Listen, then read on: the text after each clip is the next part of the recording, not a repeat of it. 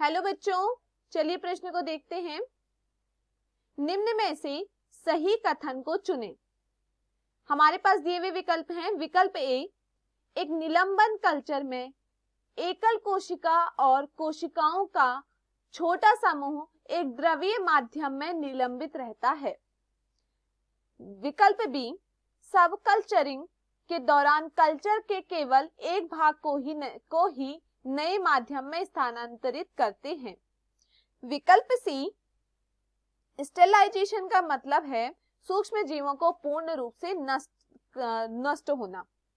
विकल्प डी, उपरोक्त सभी। प्रश्न की मुख्य अवधारणा है मुख्य अवधारणा। इस प्रश्न की मुख्य अवधारणा है पादप ऊतक संवर्धन। इस प्रश्न की मुख्य अवधारणा है पादप ऊतक संवर्धन। पादप ऊतक संवर्धन विधि इस प्रश्न की मुख्य अवधारणा। इस विधि में कर्तोतकी का चयन होता है। इस विधि में कर्तोतकी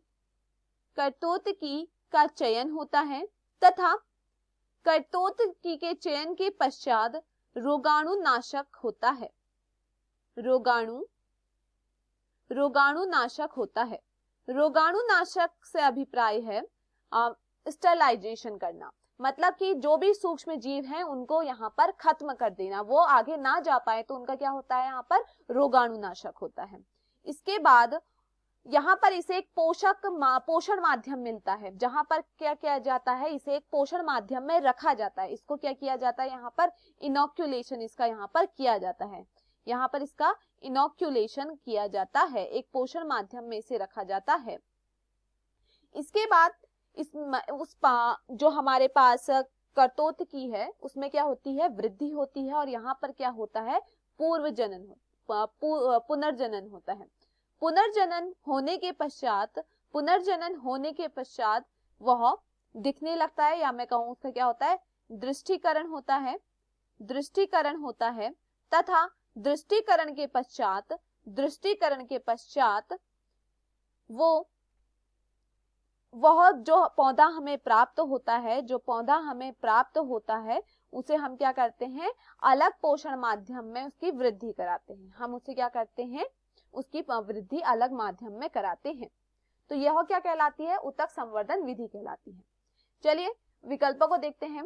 एक निलंबन कल्चर में एकल कोशिका और कोशिकाओं का एक छोटा समूह एक द्रवीय माध्यम में निलंबित रहता है। यह कथन सत्य। हम उसे क्या करते हैं, एक द्रवीय माध्यम में उसे रखते हैं जिसमें उसको क्या मिल सके, पोषण मिल सके। विकल्प बी, सब कल्चरिंग के दौरान कल्चर केवल एक भाग को ही नए माध्यम में स्थानांतरित कर सकता है। यह भी सत्य है। जब हम क्या कर रहे हैं, उसका संवर्धन कर रहे हैं, तो उस समय हमें जो कल्चरिंग होगी, या मैं कहूँ वहां पर जो संवर्धन होता है, वो केवल एक भाग से ही हम क्या बना सकते हैं, नए भाग का स्थानांतरित कर सकते हैं। तो यह भी सत्य है। स्टेरिलाइजेशन का मतलब कि क्या कह रहा है, रोगाणुनाशक का मतलब क्या है, सूक्ष्म जीवों को पूर्ण रूप से नष्ट होना। यह भी सत्य है। विकल्प डी, उपरोक्त सभी। तो यहाँ पर हम देख रहे हैं ए भी सही है, विकल्प बी भी सही है और सी भी सही है। तो यहाँ पर जो दिए हुए विकल्पों में हमारा सही विकल्प होगा वह होगा विकल्प डी, उपरोक्त सभी। मैं आशा करती हूँ आपको यह समझ में आया होगा। धन्यवाद।